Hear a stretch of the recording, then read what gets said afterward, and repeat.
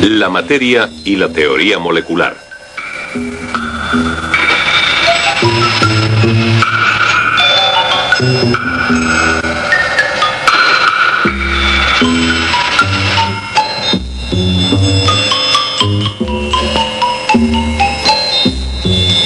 Sabemos que el calor puede transformar la materia de un estado en otro. El cobre, por ejemplo, se transforma en líquido a una temperatura de 1083 grados centígrados. Si la temperatura de este cobre fundido se aumentara a 2300 grados, empezaría a hervir y a convertirse en gas. Cuando el cobre se enfría, vuelve al estado sólido.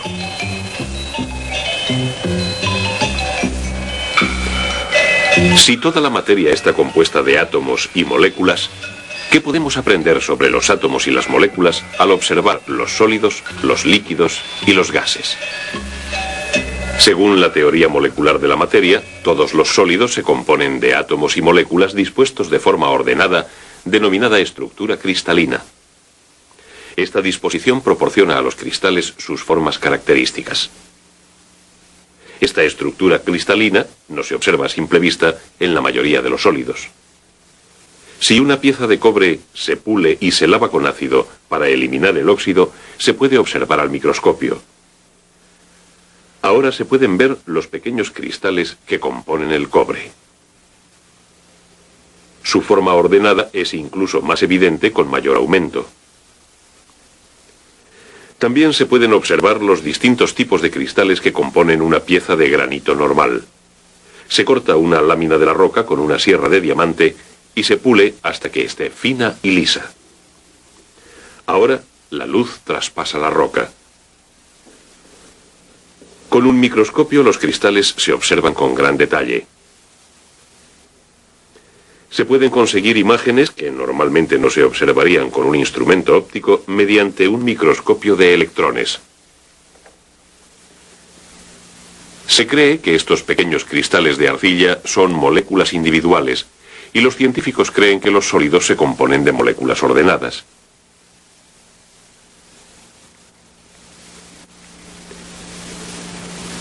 Se piensa que las moléculas de ciertos elementos, como este oro, contenían un solo átomo.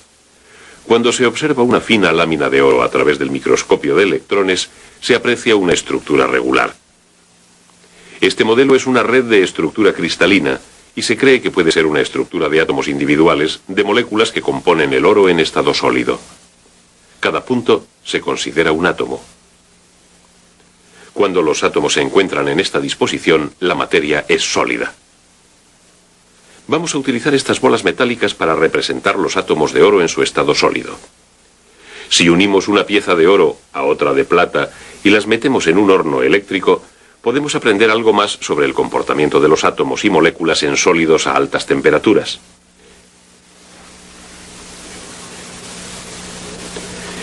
Este horno está conectado a un microscopio a través del cual podemos observar los metales. Al principio vemos que el oro y la plata se separan y se diferencian. Ahora aumentaremos la temperatura hasta los 800 grados centígrados. Esto está muy por debajo del punto de ebullición de cualquiera de los dos metales. No obstante, pronto observamos un cambio. La línea entre los metales se distingue. Al cabo de 24 horas en el horno, parece que los metales se han mezclado. Pero ¿cómo pueden dos piezas de metal mezclarse sin fundirse? ¿Cómo puede el calor haber afectado las moléculas de oro y plata para producir una nueva sustancia compuesta por los dos? En nuestro modelo, las bolitas doradas representan moléculas de oro y las plateadas moléculas de plata.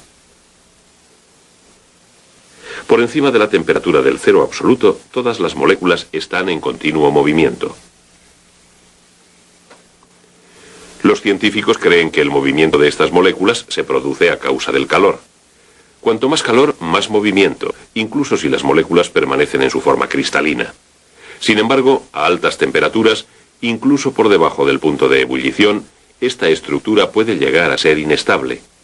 Entonces las moléculas individuales pueden salirse de la estructura y otras moléculas ocupar los espacios que las primeras dejan libres.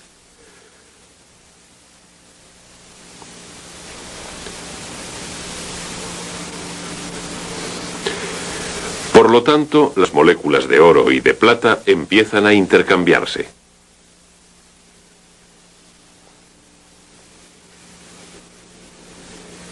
En este momento, la línea entre los dos elementos empieza a desaparecer.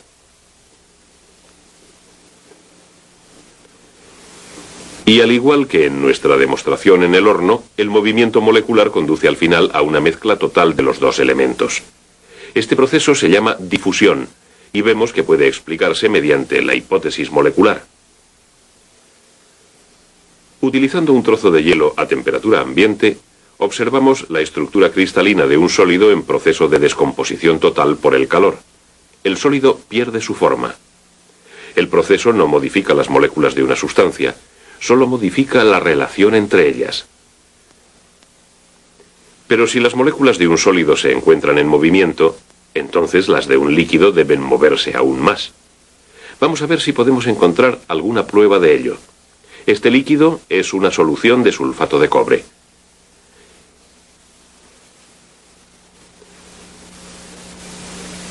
Ya que la solución de sulfato de cobre pesa más que el agua, permanece en el fondo del vaso.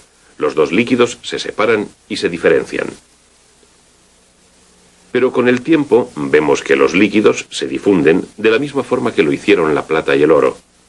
Esto puede explicarse si consideramos que el agua y el sulfato de cobre están compuestos de moléculas separadas en constante movimiento, como estas bolitas. Las bolitas no tienen una estructura regular porque representan un líquido. Con el paso del tiempo, las moléculas chocan unas con otras y se difunden, tal como ocurrió con la plata y el oro en nuestro horno. Podemos observar los efectos de las moléculas en movimiento más de cerca si colocamos una gota de leche en un portaobjetos del microscopio.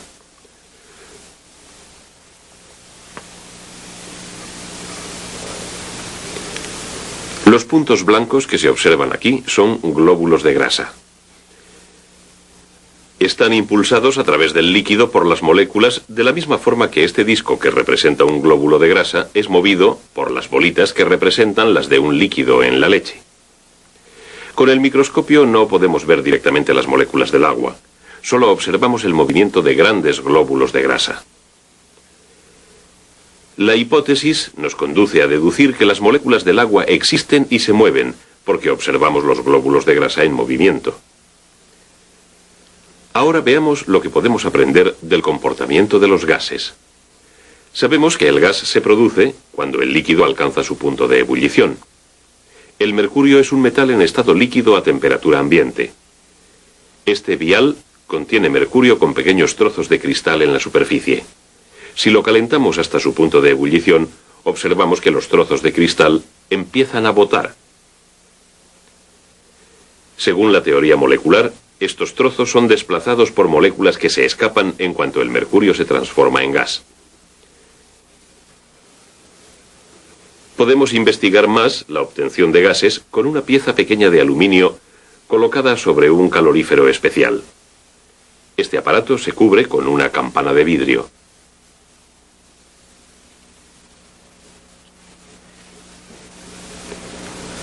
Luego se extrae el aire. Tras crear el vacío dentro de la campana, se conecta el aparato.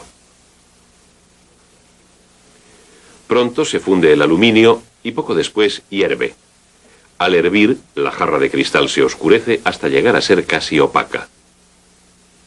Encontramos su interior totalmente cubierto por una película brillante.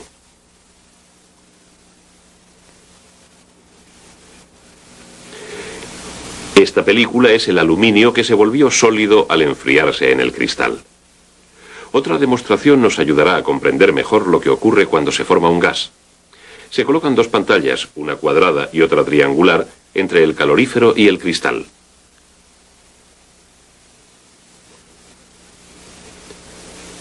Si las moléculas de aluminio se mueven en línea recta, como hace la luz, estas pantallas no dejarán que lleguen a ciertos lugares de la jarra de cristal.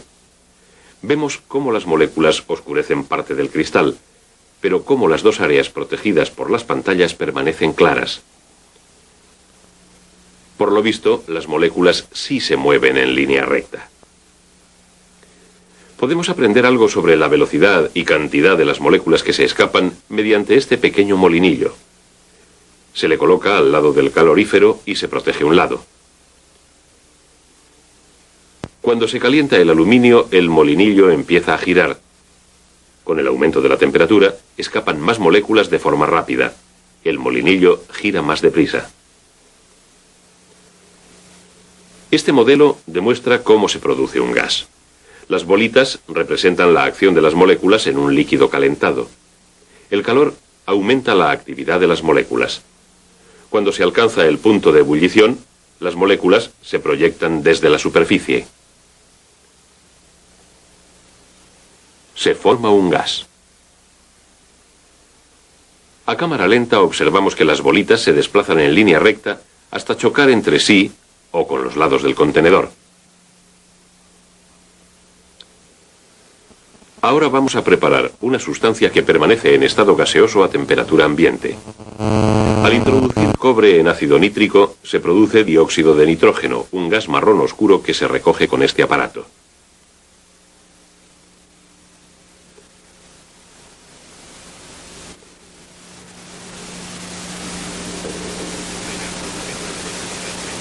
Este gas pesa más que el aire.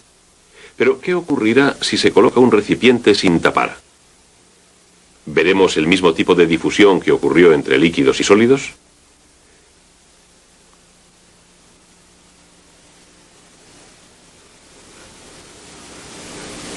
Tras 12 minutos, el gas y el aire se difunden totalmente. También observamos el movimiento molecular del gas soltando partículas de humo en un contenedor y observándolo a través de un microscopio. Las partículas de humo se mueven a través del gas al igual que los glóbulos de grasa a través de la leche. Este modelo demuestra que, al contrario de lo que ocurre con los líquidos y los sólidos, es fácil comprimir un gas. Esto se debe a que las moléculas de un gas se encuentran mucho más separadas. Esta jeringa llena de aire demuestra cómo el volumen de un gas puede cambiarse. Cuando se juntan las moléculas, rebotan con más frecuencia contra las paredes del contenedor y así se aumenta la presión. Por lo tanto, observamos que el comportamiento de los gases también se explica por la teoría molecular de la materia. Es la disposición y el movimiento de las moléculas lo que determina los estados de gas, líquido y sólido.